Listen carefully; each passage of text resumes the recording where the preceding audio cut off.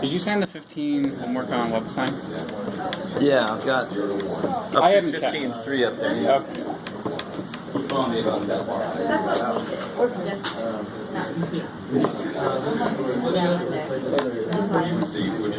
All right, guys, let's start to take a look at this. All right, so for this one, you just pick a way to do this. So it's already set up for in terms of y here, right? So if I say dy dx, so the outer one is going to be the nice numbers. So what's x doing over this region? 0. 0 to 1. Now, so as x goes from 0 to 1, for any value of x, what does y do? It goes from this blue line to this red line. You guys see how to look at this correctly? All right. So dy, y goes from x cubed to the square root of x.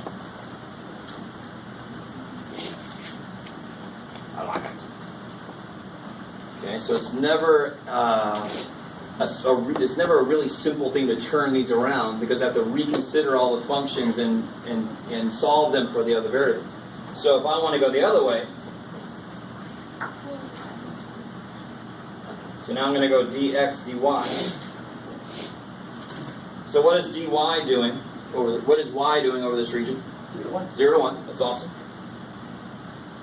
Now what is x doing? X is going from, so for any value of y, any specific value of y, x is going from this red line to the blue line. So I need to solve these for x. I get x equals y squared.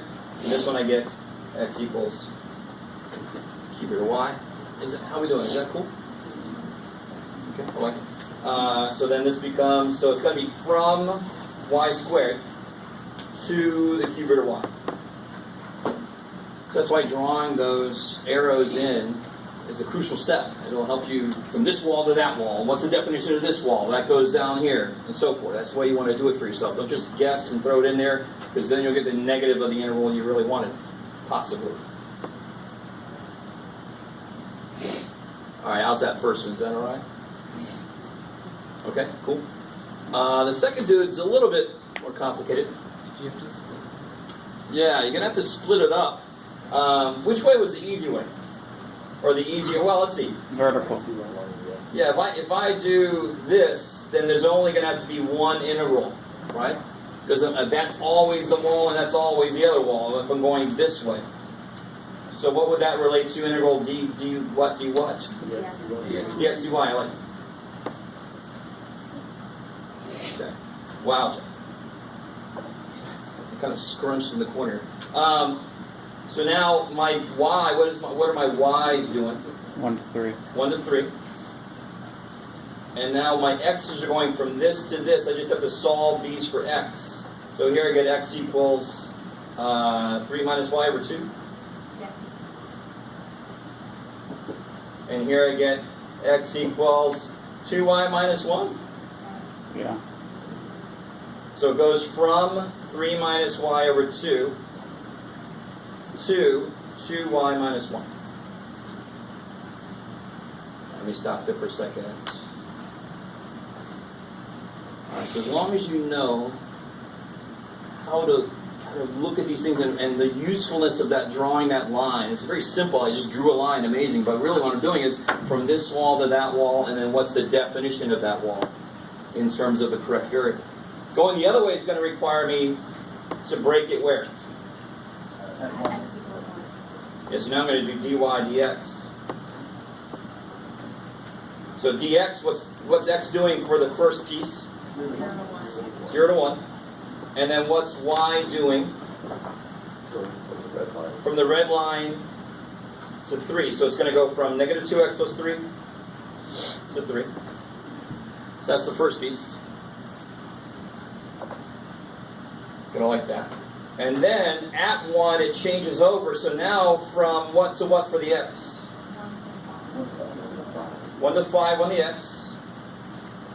My y's are going now from this wall to 3. So 1/2 x plus 1/2 to 3. So if this was my only consideration, I would obviously do that integral, but that integral might be impossible to do. I might have to do it this way. Again, too damn bad, right? So thankfully we have two different ways to do it based on which way is easier or possible to integrate this function. Could be that both ways don't work. Oh well. Can we use numerical methods? Now, what about this guy? This guy's beautiful. One way is easy on this guy, and the other way is not quite as easy. Everything's kind of calculated out for you. Obviously, how high does this go, this guy? 3. 3. It's right there for you. Everything else is calculated. I've already calculated the intersections. You should expect a problem where I give you functions, and part of it is you have to figure out where they intersect, right? That's just the same idea as finding the area between two functions. In Calc 1, you have to figure out where they intersected so you can get the part that they're bounded. Does this sound familiar? All right, here, this is nice. They did it for you. So the easy way is going to be... dy dx. Yeah, because this will be... y is going to go between these two. So x goes from where to where? Yeah, x goes from -3 to 1. As y goes from 2x to 3 minus x squared. So that's the easy way. Yes, ma'am? Do you get the one available from 1 to 3? This here? Yeah, that one. So as y goes from 1 to 3, x goes from this wall. I got to solve for x. X goes from 1 to 3, then Y goes from... No. As y goes from 1 to 3, Yeah, x goes from the red wall to the blue wall, right? right. Okay, I like it. So the red wall in terms of x is 3 minus y over 2, and the blue wall in terms of x is 2y minus 1. So it'll go from 3 minus y over 2 to 2y minus 1. So if you do X inside of Y, then do one integral, but Y instead of X, then do 2 integrals. Say it one more time. So X inside of Y, then there's just one integral, Yes, if I do that way, I just need one integral. but I like the it. other way we do. The other way you need 2. And again, if anyone's still wondering why the hell would I ever write the other way, it all depends on what f is able to do. Both of these are valid. Then me as the human that has to do the work, I'm going to pick the way that I can actually do it, either easier or possible. I like it. Let's see. So now, if I want to go the other way, how do I identify when things change and when I have to break? This one was very in our face. This one's a little bit more hidden, but if I start saying, okay, my x's go from this wall to that wall, where is that no longer true? Right here at 2. Right at that point, it stops going to the line and it starts going to the other side of that parabola. How are we doing? Is that cool? Because when you solve this for x, of course, you get two options. You get the negative side. What do I get? Negative square root of 3 minus y. And the positive side. Positive square root of 3 minus y. It's crazy.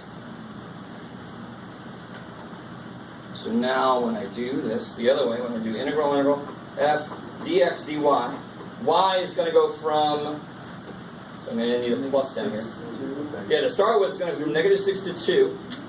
Because in that whole region of y values, the two walls stay the same for the x's. That's how I know that's where I'm going to split it up. So for the x's, they go from this wall, which is negative rad 3 minus y, to, good, y over 2. And now it goes from 2 to 3. 2 to 3. And what does x do now in here? It goes from the negative rad side to the positive rad side. It goes between, it's like, yes, it connects back with itself, but it connects with its positive self. Now it sounds like we're in psychology class, but negative rad 3 minus y, find your happy place. It's a lot of you guys, it ain't here, but all right. I understand. Does the idea make sense? I mean, does the idea, and also,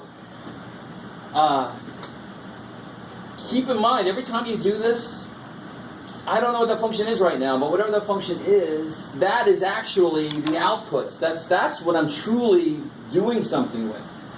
It's easier for me to figure out my limits if I draw 2D. But remember, everything's all about what the hell the z is doing, what the hell the f's doing. That's what's going to tell me my volume, right? If the z was equal to 1, we did a problem like this last time, I actually do get a number that represents the area of that region. Now in units, you have to realize it would be volume units because it has a thickness, but the number would be equal to the area of that region if my ceiling was 1 foot up or whatever. The z equals 1. Yes? So a quick homework question I forgot to ask. Almost. Question. So when you had an integral in Calc 1 and you want to find the average volume. Yeah, oh cool. So here you would... Does it work the same way with the area? Totally. Okay. Yes. In fact, it's coming up, I can't remember what section it's in. Well, the question is... I think it's, yeah, there we are. You miss it? At the end of 15.1, I think they talk about that. Yeah. Well, the question is... Yeah. Here. So Micah's question real quick was about finding the average value. So remember in calculus, I love the idea that it was, if I had a function that was doing this, the average would be where I could cut this part off and put it in the other one to make a nice rectangular shape. Here, I love the way they talk about it. If I want to find an average value over some region, I consider that to be where I would draw the height so that all the things above it would fit into all the holes below it. So we'll just fill it in and make it a big rectangular solid. So it's the same exact idea. In fact, the equation looks very familiar. Here's the one from Calc 1. Here's the one from now. So whatever the region is, I have to have a way to find its area. So if you think about it, if the region is not rectangular, if it's some region like this, you have to find its area using Calc 1. And then divide by the, yeah, exactly. Aw, exactly. It's not too bad. I mean, Calc 1, you should be going, oh, Calc 1, no, thank you. Hopefully, that's what you should be saying. Can you like to mute just really fast? Perfect, thank you. Let me write this better.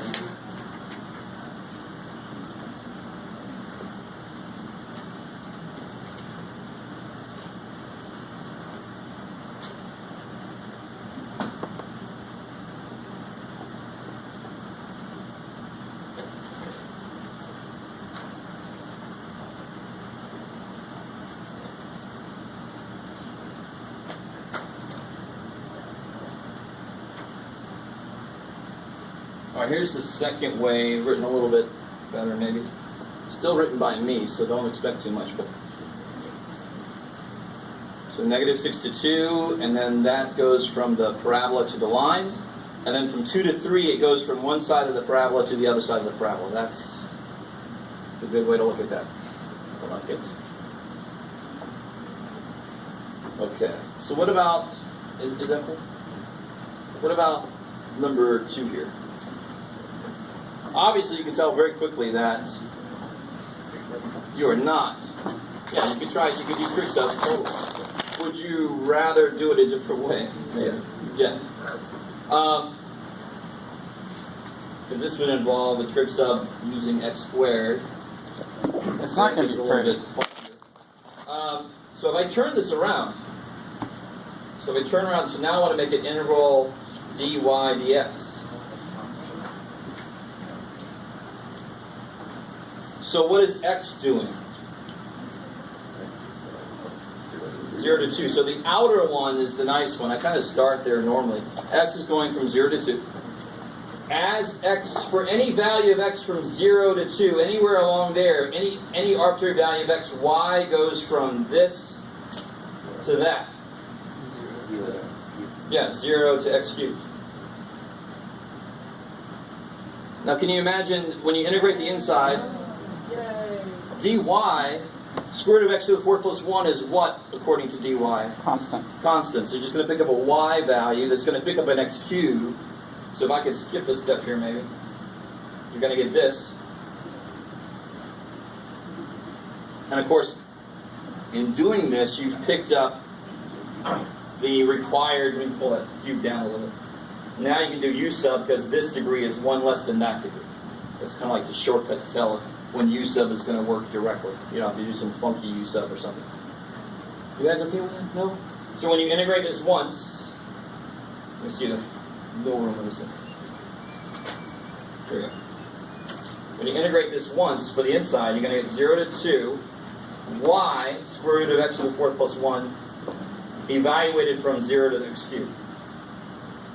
That's what you get. Because what's the integral dy of a constant? Constant times y. And what's y going from to? 0 to x cubed. So when you plug an x cubed in, you get this. When you plug a 0 in, you get nothing. And then this should be easy to integrate. Did anybody? Oh, I'm sorry. Yes? Can you explain from the first integral to the second one? Why do we have x cubed there? Right here. So when you integrate the inner function, the inner integral, what's the integral of a constant dy? It's going to be y times the constant. From 0 to x cubed. You plug an x cubed in, you get this. Plug a 0 in, you get nothing. So that's why it becomes this. And who did this integral? Somebody do this integral? Should be a relative. 21 over 2. Alright, 21 over 2. That's what somebody else got.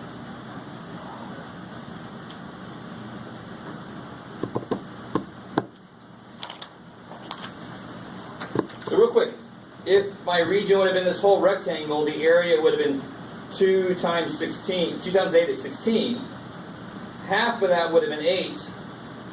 21 divided by 2, 10.5. 10.5.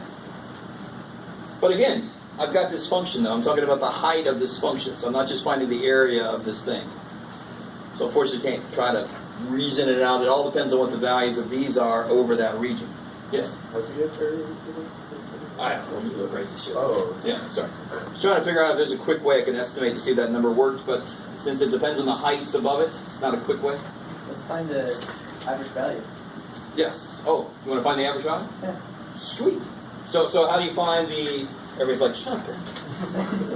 It's just the integral. Yeah, how do you find... So it's going to be the integral we've already done divided by the area of this. So this is now just a truly 2D. To find the area of my region, I just have to find the area under the x cubed function. So that's not too bad. So integral 0 to 2 x cubed dx.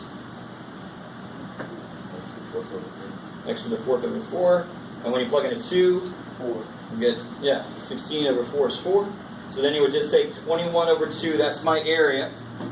That's my volume, divided by 4, that's my area.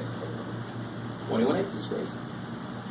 So it's just the integral, the double integral, to find the volume, and then to find the average value over that area, you divide by the area. It's exactly like the average value of a function over an interval.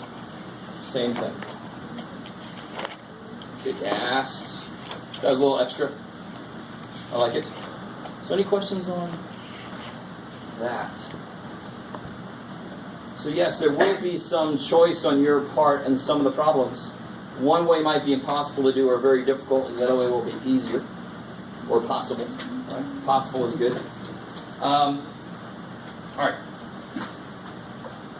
So before I get into new stuff, any questions from homework?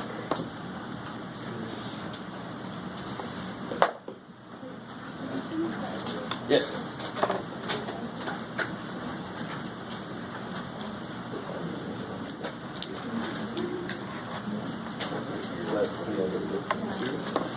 That's 15-2, yep.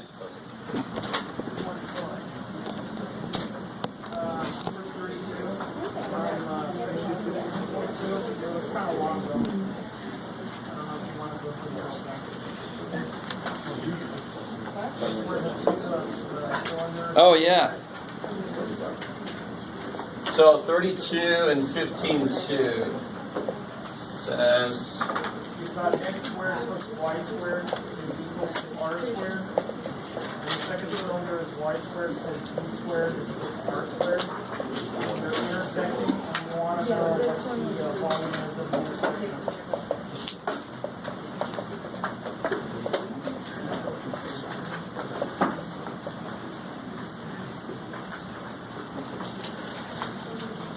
So x squared plus y squared equals r squared. You should be able to imagine what that looks like, right? Yeah, in the xy plane, it's going to just be a circle. And so since there's no z here, z is just allowed to be whatever it wants to be. So it just goes up and down. It's just a nice big cylinder. Never-ending pipe, right? So is that two intersecting? Yes. So then you bring in the yz plane, this will be a circle the same way this was in the xy plane. So there's another cylinder coming over from the yz plane, and so it's going to intersect this cylinder. I like it. So I can't remember if they had a... I don't think they have a picture of one like this exactly, no. They just have one picture of intersection. The main thing to get here is going to be your domain, your region. What's your region that you're integrating over? So any intersection between these two has to exist above this. Does that make sense? So in the xy plane, what does this look like? Circle of radius r. So any so here's, and then this guy goes up like this, right? And then my YZ cylinder comes in and intersects that guy. So I have one pipe going like this, another one coming this way. So the first step in any of these problems... Would it be above and below? Say one more time? Intersections would be above and below, right? I like it. But any intersections that's happening, what will be the region in the XY plane that defines those intersections? That's equal? No. Yes, it's going to just be this. If I bring another thing in and I say, where does it intersect? The intersection has to exist above this. Does that make any sense? I mean, how else can I say this? I mean, if I brought something else in and I say, where do they intersect? And I thought that they intersected here also. This guy doesn't even exist over there. So any intersection between the two of them has to be over this region. So step number one in any of these double integration problems is going to be finding that region, because that helps you set up, or that doesn't just help you, but it's required to be able to set up these limits. Okay, so with the xy squared, that's going to be on the xy plane, and then the yz is literally the vertical line axis part in that circle. Yeah, in fact, what is this? I mean, what is this going to, in terms of z, what is this? Well, z squared equals r squared minus y squared, right? Yeah, you're going to have two halves. Yep. So for the xy, you actually have to have the top part and the bottom part of that intersection. So, let me see, how else can we say this?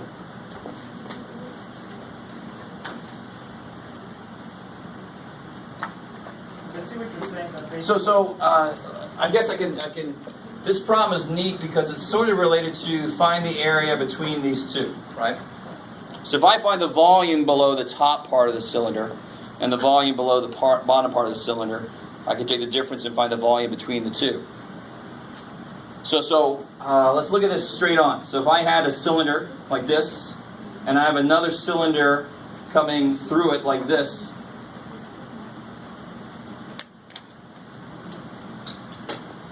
I'm trying to find the volume of this, right? So here's my, let's say this is my XY plane down here. Here's my my region that I'm integrating over. Would that just be the volume of the cylinder from Exactly, W yes. to R? That's Yes. just a So small it's cylinder. really just finding the volume of this cylinder from the bottom of the cylinder to the top of the cylinder. So there's a few different ways to do it. You're taking not of this intersection, but the bottom part and the top part of that? Yeah, so normally we'll have a cylinder, and then they'll say like some surface comes in. Right. And what's the volume under that surface in the cylinder? That's just going to have this single height.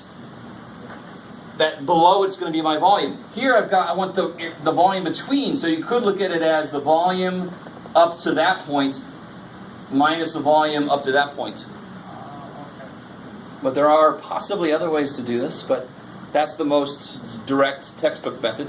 Yes? Except, of course, in this case, the horizontal cylinder goes above and below. So it would be like volume and Yeah, exactly. So you got to be careful about, this is actually at the, where these are, where the center is, because they just want the volume contained, right? Yeah. Yeah, bounded by those cylinders. I like it. So how is this? Let me see. Oh, it still will work. Yeah? because the volume under the XY plane is going to be a negative. It's going to have a negative. Yeah, so when you subtract it, it's going to actually add on. So it'll work out the same exact way. It's beautiful. Yes. And in fact, the same thing happens here. If I said find the volume, the area between these from A to B, I would still find the area here and the area here and subtract, because when I subtract the negative, it's going to add. So that's, yeah, with that setup, you can do it dy dx going up and down. Yeah, because now you have, Right, yeah. Yeah. You just set your, so now you're going to have, one is going to involve the positive. right. Top part, yeah. I like it. So this will be inside your interval. And the top, and the other one's going to be the negative. Yeah, it just kind of sucks that we're going to talk today, and one thing you guys are sometimes scared because it's been a while and you don't do much of this, but we're going to get into polar coordinates. But there's a lot of intervals that is much easier in polar coordinates. And eventually we're going to learn spherical coordinates and cylindrical coordinates, which are, cylindrical is just polar coordinates in 3D. So with the balanced integration for this, for the top part, that would be from 0 to r, and for the bottom part, that would be from negative r to 0. Well, now you got to talk about it in terms of, X or y. yeah, because we're not quite polar yet. Uh, Yeah, so your r is just a variable, right? Okay, understood probably be greater than 0, I would hope. Okay. Yeah, that one's kind of a gross one. I agree. Wouldn't it be 0 to r in either way? Either way? No. Be careful. This is the region you're integrating over. Yeah. So this is the way you need to set up.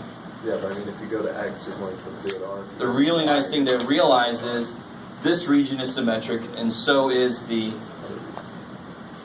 surface that you're integrating under. So you could possibly use that to your advantage. So you don't have like an upper part of the circle and an lower part of the circle. This is the one time you're allowed. All right, let me see if you guys. So in 2 dimensions, this problem is really easy. In 2 dimensions, if I had to integrate cosine or something, then I could just integrate half of it and then double it, right? Now here, when I draw this is not my function, this is now my inputs. And then it all depends on what the hell my function's doing. It doesn't have to be symmetric. I can't just do half and then double it, because it might be positive here and then go negative in there, and that's going to cancel each other out a bit, right? So I can't just double it because it looks symmetric in 2D, because 3D is where everything's really happening. This is just my inputs. But here, it's perfectly symmetric. The surface that I'm integrating under is symmetric across my region. So I could actually break this up, even in the quarter piece, multiply by 4.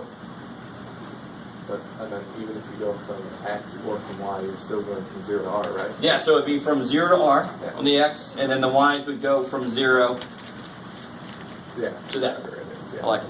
You could actually just take that with the positive root and multiply by 8 even.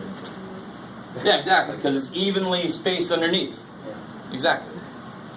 I like it. So there's a lot of, I don't want to try to give you every, because I got to let you discover some stuff on your own.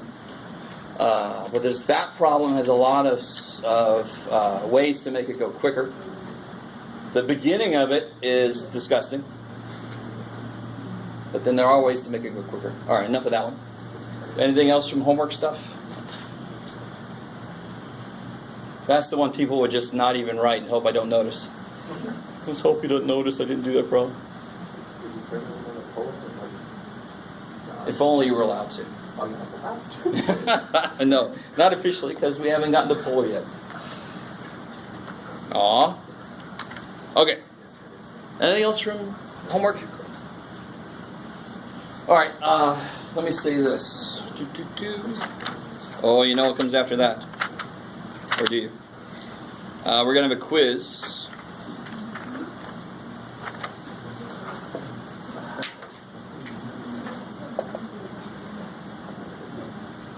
On Monday. 14.6. And I'll have a very simple 15-1 question.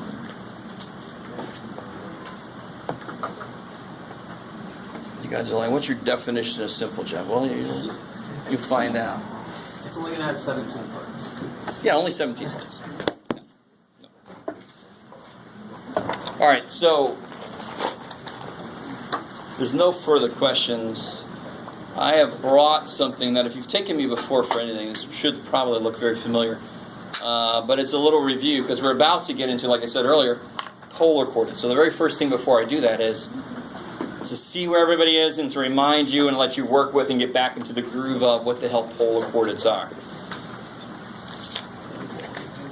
So I want you to work on this together or alone.